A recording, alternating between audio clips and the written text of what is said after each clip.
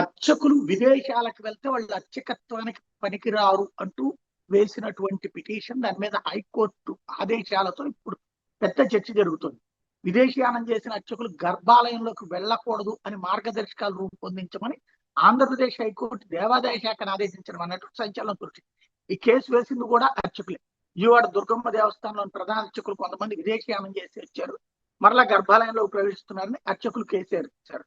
దానికి సంబంధించి తీర్పు వచ్చింది. కేసు వేసిన వాళ్ళు శాస్త్ర ప్రమాణంగా శృంగేరి నుండి శాస్త్ర తెచ్చి కోర్టులో వేయడం అన్నటువంటిది ఇక్కడ కీలకం.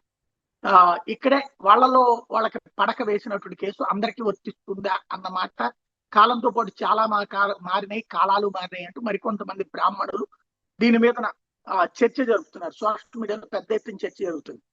దొరికిందే సొంత ఆగమేఘాల మీద మార్గదర్శకాల నిబంధనలు కూడా వచ్చేస్తాయి.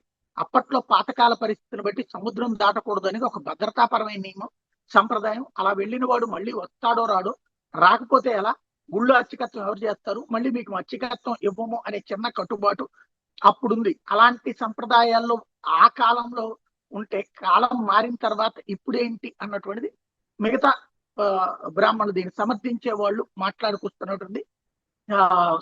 కాలంతో పాటు సాంకేతికత మారింది, ప్రజలు మైగ్రేట్ అయ్యారు, వాళ్ళతో పాటు దేవాలయాలు ఏర్పడ్డాయి. ఇక్కడ నుండి వెళ్ళి అక్కడ విశేష పూజలు చేస్తున్నారు. ప్రపంచవ్యాప్త గ్లోబల్ విలేజ్ అయితే పాత సంప్రదాయాలకి ఇక్కడ స్థానమే ఉంది. కొన్ని కాలానికి అనుగుణంగా మార్చుకోవాలి. బాగుంది వీళ్ళ ఫిర్యాదు, అత్యవసర పరిస్థితుల్లో వెళ్ళవలసి వస్తే వాళ్ళు శాంతి మంత్రం ప్రాయశ్చిత్త జపం చేసుకుని ప్రవేశించని మినహాయింపు సంప్రదాయం కూడా ఉంది. కావాల్సిన దాన్ని పట్టుకుని మిగతా వదిలేయడం మనకు అలవాటే, మీకు శత్రువులు ఎవరు అవసరం లేదు అన్నటువంటి పాయింట్ ని హైలైట్ చేస్తున్నారు. ఇక్కడే ఒక విశేషం కూడా ఉంది. ఏంటంటే ఇప్పుడు ఇదివరకు తిరుమల తిరుపతి దేవస్థానం ఆయన దీక్షితులు గారు, రమణ దీక్షితులు గారు అనేక సార్లు వెళ్ళి వచ్చారు కదా అమెరికాలకి. అట్లా వెళ్ళి ప్రార్థన అక్కడ పూజలు చేసి వచ్చారు కదా.